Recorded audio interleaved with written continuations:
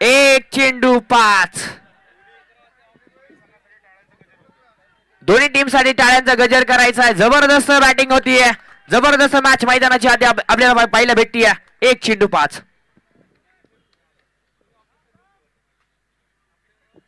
एक बॉल 5.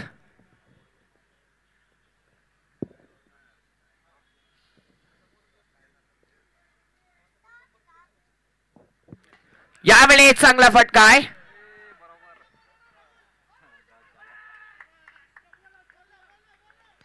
दोन धावा बसतील.